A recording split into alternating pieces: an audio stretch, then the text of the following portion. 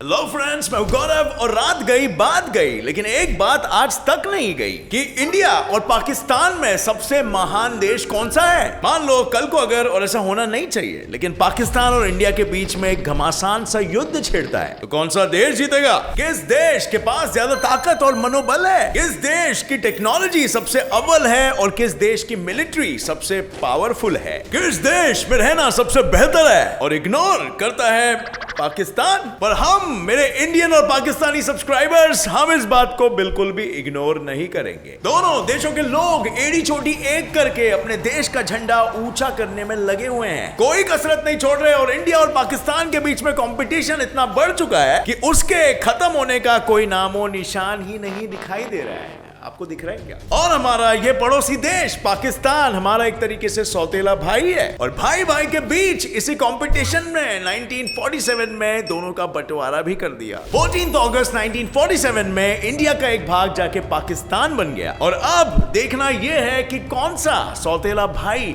ज्यादा सक्सेसफुल है, इंडिया हमारी भारत माता या पाकिस्तान हमारा सौतेला भाई। किस देश ने अपने बाप का नाम आखिरकार रोशन कर ही दिया? अब friends, I know Pakistanis Pakistan बोलेंगे, इंडियंस इंडियन बोलेंगे, बट आज गेट्स इट फ्लाई की अदालत में हम फैक्ट्स को लेकर दूध का दूध और पानी का पानी कर ही देंगे। आपके सामने हम पेश करेंगे ऐसे सबूत जो मिटा देगा गुरूर का वजूद। So without wasting any time, let us get started with our today's session titled India versus Pakistan Comparison. अब भाइयों, कुछ ही महीने पहले मेरे एक विदेशी दोस्त ने मेरे से ये पूछा था कि जब इंडिया और पाकिस्तान एक ही मिट्टी में पले बड़े हैं, तो 1947 के बाद जब दोनों देशों को आजादी मिली, तो तब से लेकर आज तक दोनों देशों की प्रगति और उन्नति में इतना डिफरेंस कैसे है? Point, right? आई मीन, आजादी से पहले दोनों इंडियंस और पाकिस्तानी ने एकजुट होकर as an Indian, as a भारतीय ही ब्रिटिशर्स का सामना किया, और फिर आजादी मिलते ही दोनों अपने अपने रास्ते चले गए। पर फिर क्यों दोनों देश आज एक दूसरे से इतने अलग है? क्या रीजन है इस अंतर के पीछे? वेल, ये बात आज आप खुद ही जज करोगे। मैं आपके सामने सिर्फ सबूत रखूंगा और फैसला आपका खुद का होगा। किसी भी देश की असली पहचान उस देश के नागरिकों से होती है। भारत दुनिया का एक ऐसा देश है जहां पर सेक्युलरिज्म के नाम पे इतना कल्चरली डाइवर्स देश है कि इसकी तुलना आप किसी भी और देश के साथ नहीं कर सकते हो। 1947 में जब पाकिस्तान बना था, तो Pakistan as a theocratic nation बना था, और दूसरी तरफ as you know it, India एक डेमोक्रेटिक देश था जिसका कॉन्स्टिट्यूशन किसी धर्म पे बेस्ड नहीं था। और इसी वजह से इंडिया एज अ कंट्री इतना कल्चरली डाइवर्स होने के बाद भी सारे कल्चर्स और सारे रिलीजन्स के लोगों को प्यार से एक्सेप्ट करता है। फरमान न बदला जाएगा, बदल जाए लाख जमाना, पर ईमान अब कुरान न बदला। क्या दिवाली में अली है और रमजान में राम? चंद्रमा भी कभी ईद का चांद है या कभी शरद पूर्णिमा की शान? इंडिया में मैक्स टू मैक्स 19,500 डायलेक्ट्स यानी कि लैंग्वेजेस है, जबकि पाकिस्तान में सिर्फ 300 डायलेक्ट्स है। And as you know it, India की नेशनल लैंग्वेज हिंदी है और पाकिस्तान की उर्दू है। और जब बात ऑफिशियल एरिया की आती है, तो इंडिया पाकिस्तान से एटलीस्ट 5 टाइम्स बड़ा है। और क्या आपके मन में यह सवाल नहीं आता है कि क्यों इन दोनों के ज्योग्राफिकल एरियाज में इतना बड़ा अंतर है? इसका जवाब, भारत का बंटवारा एक्चुअली में 2 टुकड़ों में हुआ था, लेकिन पार्टीशन के दौरान 20% पॉपुलेशन तो मुस्लिम्स की थी, सो उनके कायदे से 20% लैंड मुस्लिम्स को मिलना था, और ये 20% लैंड उन्हें वेस्ट पाकिस्तान और ईस्ट पाकिस्तान के हिस्सों में मिला। लेकिन आप मे बी ये सोचो कि वेस्ट और ईस्ट क्यों मिला, दोनों अक्खा का अक्खा क्यों नहीं मिल गया? जरा ये 1909 सन का मैप देखिए।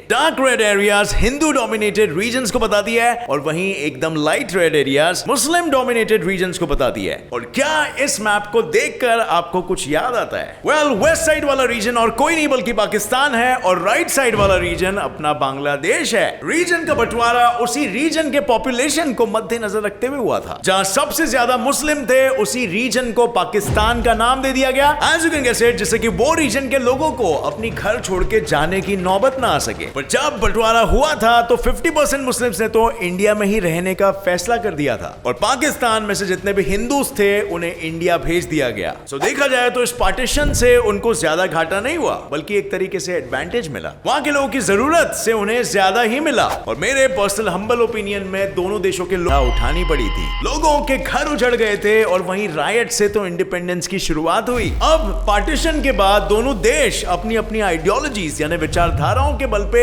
अपने अपने देश के डेवलपमेंट में लग गए। दोनों देश की militaries one of the most powerful militaries in the world है और दोनों न्यूक्लियर पावर्स भी है। पर पहला सवाल यह आता है कि ये दोनों में ज्यादा पावरफुल कौन है, ज्यादा ताकतवर मिलिट्री किसकी है? और ये सवाल का जवाब हम टेक्निकली भी देंगे दोनों की मिलिट्री कंपैरिजन करके। बट उससे पहले 1947 से लेकर आज तक इंडिया और पाकिस्तान दोनों सौतेले भाइयों के बीच में 4 वॉर्स हो चुके हैं और चारों बार ऑफिशियली या तो अनऑफिशियली जीत इंडिया की हुई है। Which makes sense, right? क्योंकि इंडिया की मिलिट्री ऑन पेपर पाकिस्तान से थोड़ी बेहतर दिखाई देती है। बट वेपन्स और स्पेसिफिकेशन से हटके एक और एक चीज बहुत ही ज्यादा इंपॉर्टेंट होती है और वो है पॉलिटिकल कनेक्शंस। अब इंडिया में ही लोगों का एग्जांपल ले लो यार। अगर कोई एक सामान्य साधारण इंसान अगर कोई क्राइम करता है तो सीधा जेल जाता है और वहीं अगर कोई सेलिब्रिटी क्राइम करता है तो तुरंत बेल मिल के छूट जाता है अगर जेल जाएगा भी तो। यहां पर कैसे कनेक्शन काम में आया? बिल्कुल उसी तरह जो कम पावरफुल नेशंस होते हैं उन्हें भी ज्यादा पावरफुल नेशंस के साथ दोस्ती हमेशा फायदे में रखती है। और पूरे दुनिया का भाई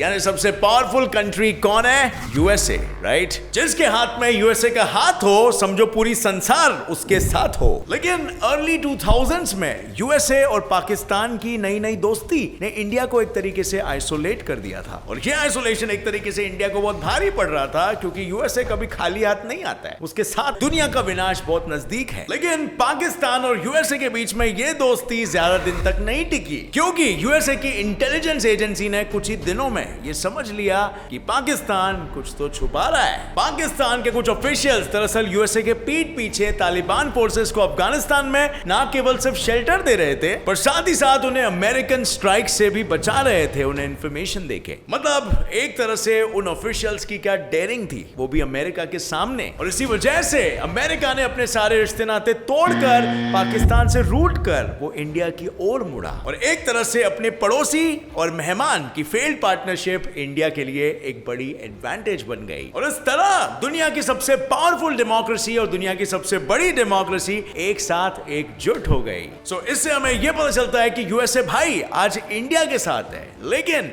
क्या इंडिया को यूएसए भाई की जरूरत पड़ती है अगर पाकिस्तान और इंडिया में कभी वॉर होता है? वंस अगेन ऐसा होना नहीं चाहिए और होगा भी नहीं, I know, but just we are doing a thought experiment. Indian military के पास पूरे 14,44,000 पर्सनल्स है और वही पाकिस्तान के पास उसका लगभग आधा 6,54,000 पर्सनल्स है। और जब बात उन दोनों देशों की रिजर्विस्ट पूल की आती है यानी वो मिलिट्री मैन जो हमेशा 24/7 एक्टिव ड्यूटी पर तैनात रहते हैं और जब भी इमरजेंसी वॉर लाइक सिचुएशन आ धमकती है तो वो भी तुरंत एक्शन में आ जाते हैं। वेल, इंडिया के पास 21 लाख रिजर्विस्ट्स है और पाकिस्तान के पास 5,50,000 रिजर्विस्ट्स है। अब आंकड़ों में तो क्लियरली दिख रहा है इंडिया जीत रहा है, लेकिन यहां पर इंडिया के लिए एक प्रॉब्लम आती है और वो है कि ज्यादा बड़ा रिजर्विस्ट पूल होने की वजह से उनको बुलाने में, उन्हें इक्विप करने में और एक्शन लेने में वक्त ज्यादा लगता है। और जैसे आपको पता है इमरजेंसी सिचुएशन में टाइम का कितना महत्व होता है, एक एक पल पीछे चलना इंडिया को भी भारी पड़ सकता है। अब इसके अलावा किसी भी देश के मिलिट्री के लिए डिफेंस बजट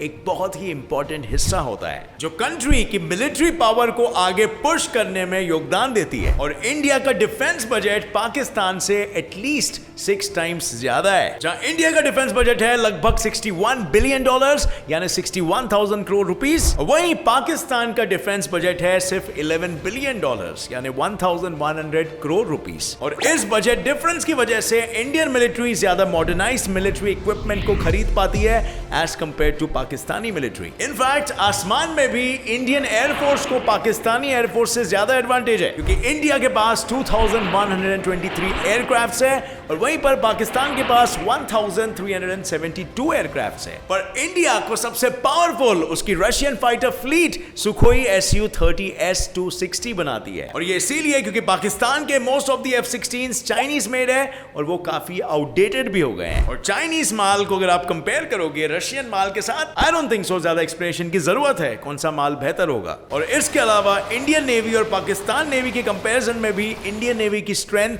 और पावर पाकिस्तानी नेवी से ज्यादा नजर आती है। और जैसे मैंने पहले भी बताया कि इंडिया और पाकिस्तान दोनों न्यूक्लियर पावर्स को पोजेस करते हैं, पर इससे एक कदम आगे जाके इंडिया ने अपना खुद का मिसाइल डिफेंस सिस्टम भी बनाया है। And India also possesses anti satellite weapons and most importantly India ने खुद के सैटेलाइट नेविगेशन सिस्टम भी डेवलप किया है जिसे नाविक या नाविक कहा जाता है। तो जहां पे एक तरफ इंडिया ने इतनी टेक्नोलॉजिकल एडवांसमेंट को हासिल कर लिया है, उसी तरह पाकिस्तान ने इतने सालों में बहुत कम टेक्नोलॉजिकल एडवांसमेंट हासिल की है। सो अब ऑन पेपर हमें यह पता है कि इंडिया और पाकिस्तान की लड़ाई में मोस्टली कौन जीत सकता है, लेकिन जैसे मैंने कहा यह लड़ाई कभी होगी नहीं, क्योंकि इंडिया और पाकिस्तान के बॉर्डर में जैसे आप देख सकते हो इतनी टाइट सिक्योरिटी होती है। जैसे आप यहां देख सकते हो रात होते ही यहां पर 1,50,000 फ्लड लाइट्स इस पूरे एरिया को जगमगा उठते हैं for security reasons of course. लेकिन ये फ्लड लाइट्स को और ये लाइन को आप स्पेस से भी देख सकते हो। अब फ्रेंड्स 1947 से लेकर अब तक इंडिया और पाकिस्तान के जीडीपी में इतने ऊंच नीच हुए हैं, जिससे दोनों देशों की इकोनॉमी, एक तरफ इंदिरा गांधी ने इंडिया में गरीबी हटाओ का नारा दिया, वहीं पर जुल्फिकार अली भुट्टो ने पाकिस्तान में रोटी कपड़ा मकान का नारा दिया। उनके पॉलिसीज ने फॉरेन रिजर्व्स और एंटरप्रेन्योरशिप को रिजेक्ट कर और फिर झक मार के दोनों देशों को आईएमएफ यानी इंटरनेशनल मॉनेटरी फंड के सामने फाइनेंशियल एड के लिए हाथ फैलाना पड़ा। पाकिस्तान साल 1988 में आईएमएफ के पास फंड मांगने गया और वहीं पर उसके 3 साल बाद 1991 में इंडिया फंड मांगने गया। लेकिन पाकिस्तान ने 1988 से लेकर आज तक 12 बार पैसे उधार लिए और आईएमएफ के आ जाने से दोनों देशों के बीच इकोनॉमिक गैप कम होने के बजाय तेजी से बढ़ने लग गया। इंडिया ने बड़ी चालाकी से 1991 न्यू इकोनॉमिक रिफॉर्म से देश का नक्शा ही बदल डाला और इसी बदलाव ने इंडिया को आज पाकिस्तान के इकोनॉमी कंपैरिजन में 10 गुना ज्यादा आगे कर दिया। India's foreign reserves ranked 8th in the world in the year 2018 with $405.8 billion और उसी साल पाकिस्तान का फॉरेन रिजर्व्स सिर्फ $15.682 billion रहा। और तो और India 5th largest economy in the world in terms of nominal GDP value और 3rd largest in the world है with PPP यानी कि purchasing power parity। और वहीं पर पाकिस्तान वर्ल्ड की 42nd लार्जेस्ट इकोनॉमी है in terms of nominal GDP value and 25th largest है in terms of purchasing power parity. और इंडिया के लिए 2015 से लेकर 2018 के बीच इंडिया को वर्ल्ड की फास्टेस्ट ग्रोइंग इकोनॉमी का दर्जा भी दिया गया। तो बात अगर इकोनॉमी की हो, मिलिट्री की हो या इवन टेक्नोलॉजी की हो, तो आंकड़े हम सबके सामने थे। लेकिन फ्रेंड्स, जिन देश ने सही वक्त पे सही निर्णय लिया वही देश प्रगति की सीढ़ी जल्दी चढ़ पाए। और ये कंपैरिजन तो सिर्फ आज के डेटा के अनुसार है, आगे दोनों के दोनों देश में वो पोटेंशियल है कि दोनों सुपर पावर्स बन सकते हैं। देश के विकास के लिए किन चीजों की जरूरत होती है? सही पॉलिसी, सही डिसीजन, सही डेवलपमेंट, सही नागरिक और सबसे इंपॉर्टेंट सही केपेबल और ट्रस्टवर्दी और कमिटेड लीडर्स की। और फ्रेंड्स, हम सब में वो ताकत है कि हम अपने लीडर को खुद चुन सकते हैं। सो एक तरह से देश का भविष्य हमारे हाथों में है। With that said, thanks a lot for watching this video। अगर आपको ये वीडियो पसंद आया तो एक लाइक जरूर ठोकना। मेरे channel get set bye fact को भी सब्सक्राइब कर लो और दबाइए नीचे दिया गया बेल आइकन ताकि आप आगे आने वाली हमारी कोई भी फैक्ट बेस्ड और फन बेस्ड वीडियो को मिस ना कर सको। As always, stay curious, keep learning and keep growing। जय हिंद।